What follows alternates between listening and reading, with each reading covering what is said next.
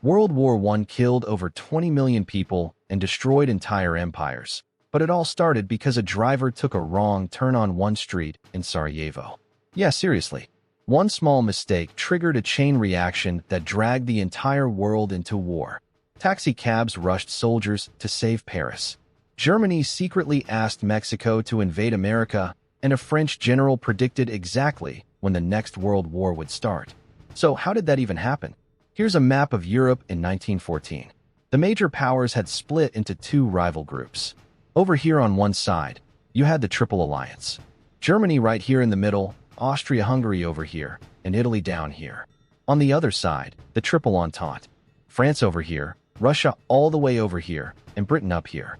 The idea was simple. If you attack my friend, you have to fight me too. Hey France, don't even think about attacking us. We've got Austria-Hungary and Italy on our side. Oh yeah? Well, we've got Russia and Britain on our side. So, nobody attack anybody. Agreed? Agreed. The problem was that instead of preventing war, these alliances guaranteed that any small fight would drag everybody into a big one.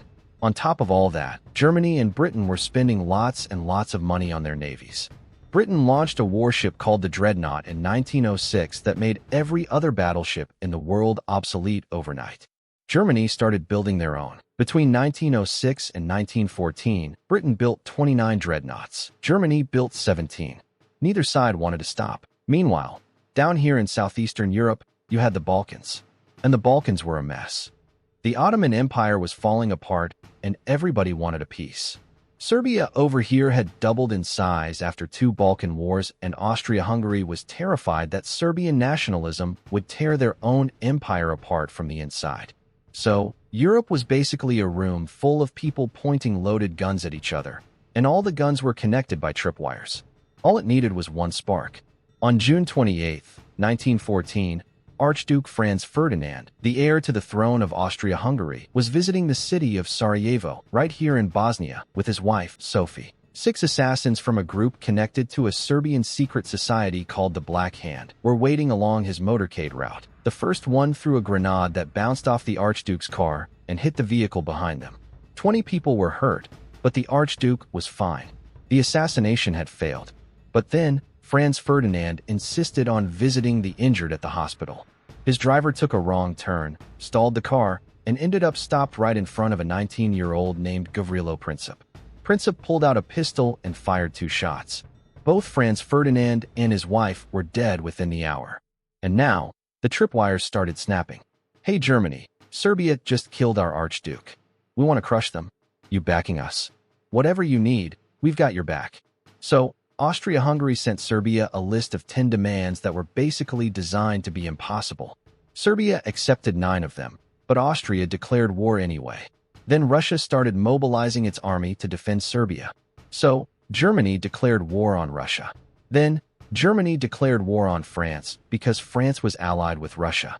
Then, Germany invaded Belgium over here to get to France faster, and Britain declared war on Germany because Britain had a treaty to protect Belgium. Hey Britain, you can't be serious about going to war over Belgium. We have a treaty. A treaty? That's just a scrap of paper. In just 6 days, almost every major country in Europe was at war, and everybody thought it would be over by Christmas. Germany's plan was called the Schlieffen Plan. Swing a massive army up through Belgium, loop around through here, and crush Paris in 6 weeks. Then, turn the whole army around, go all the way over here, and deal with Russia. Quick and easy. But Belgium actually fought back. The fortress city of Liège held the Germans for almost 2 weeks. Then, Germany brought in enormous 420mm siege guns called Big Bertha and blasted right through. The Germans marched through Belgium and killed roughly 6,000 civilians along the way. They burned the university library at Leuven with 300,000 medieval manuscripts inside. About 1.5 million Belgians became refugees. By September, the Germans were within 30 miles of Paris. The French government fled to Bordeaux. But the Germans had marched so fast that a gap opened between 2 of their armies. French General Joffre spotted it and counterattacked. 600 Paris taxi cabs rushed soldiers to the front. The Battle of the Marne stopped the German advance, and the Schlieffen Plan was dead. Then, both sides tried to outflank each other, racing northward toward the English Channel. When they ran out of room, they started digging. By Christmas 1914, a continuous trench line stretched 475 miles from the North Sea all the way down here to the Swiss border. And that front line barely moved for the next 3 years. Now, speaking of that first Christmas, something strange happened. On Christmas Eve, German soldiers started singing Silent Night across no man's land. British soldiers answered with their own carols. About 100,000 men climbed out of their trenches, exchanged cigarettes and food, and buried each other's dead. It was the last time anything like that ever happened. By the next Christmas, commanders ordered artillery to fire on Christmas Eve just to make sure nobody tried singing again. And those trenches were a nightmare. Soldiers lived in narrow ditches filled with mud, rats, and dead bodies. Lice covered almost every man on the front. A disease called trench foot rotted soldiers' feet from standing in water for days.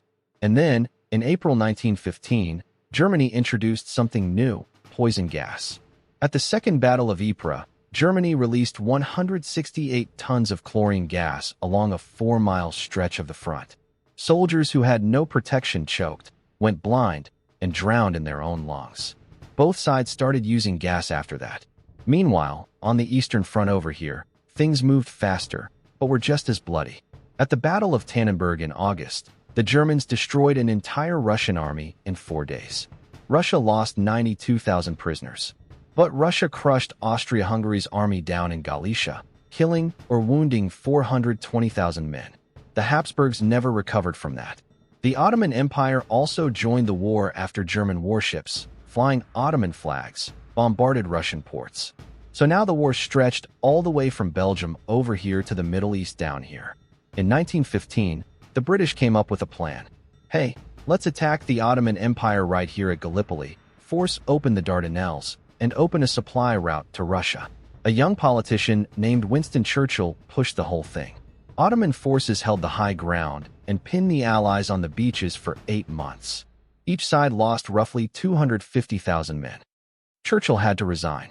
Now it's 1916, and the war got a whole lot worse. At Verdun, right here in France, Germany tried to bleed France dry.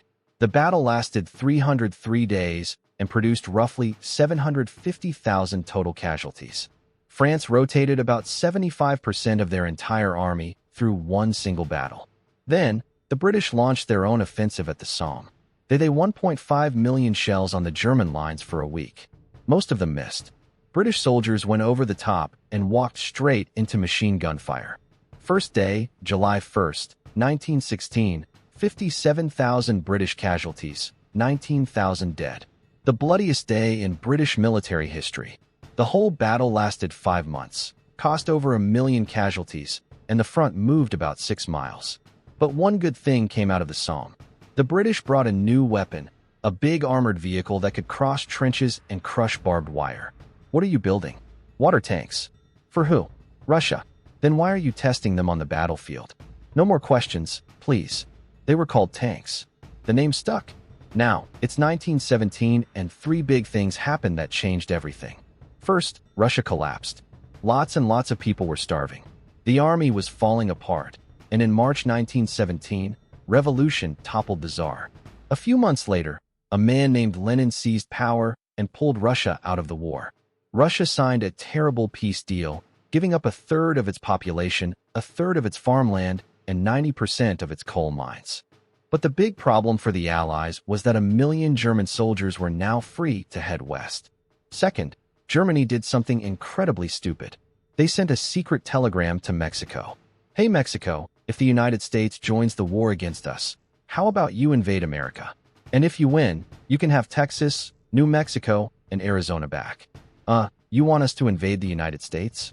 Yes. And you think that's going to work? Just do it. British code breakers intercepted the telegram. American newspapers published it. On April 6, 1917, the United States declared war on Germany. And third, the French army almost broke. After a disastrous attack that killed 130,000 men in days, soldiers in about half of all French divisions refused to attack. They agreed to keep defending their trenches, but they would not charge into machine guns again. The new commander, Pétain, calmed things down with better food and regular leave.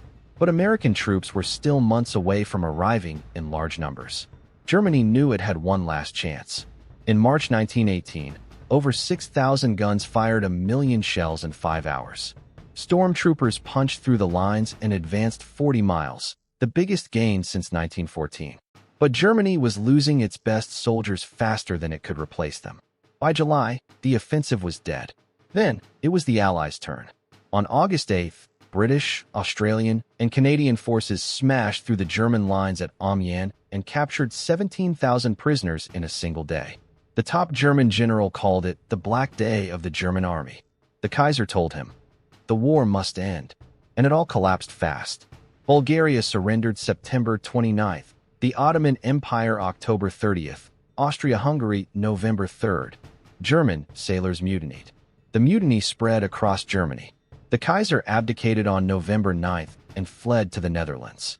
2 days later, on November 11th, 1918, at the 11th hour of the 11th day of the 11th month, the guns went silent.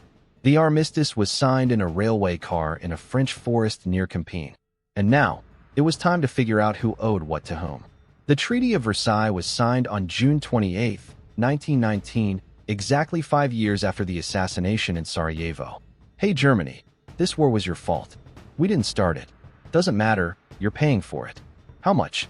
132 billion gold marks. And you're losing 13% of your territory over here, and all your colonies, and your military gets capped at 100,000 men. No air force, no tanks, no submarines. Anything else? Yes, you're not allowed to join with Austria, ever. This doesn't seem fair. Sign it, or we invade. For empires that had existed for centuries were gone. The German Empire, the Austro-Hungarian Empire, the Russian Empire, and the Ottoman Empire. New countries appeared all over the map. Poland over here, Czechoslovakia here, Yugoslavia here, Finland, Estonia, Latvia, and Lithuania up here. The Middle East was carved up between Britain and France in ways that still cause problems today. A corporal named Adolf Hitler who had served on the Western Front would spend the next 20 years exploiting Germany's anger over the treaty. French Marshal Foch looked at the whole thing and said, "This is not a peace. It is an armistice for 20 years." He was off by 65 days.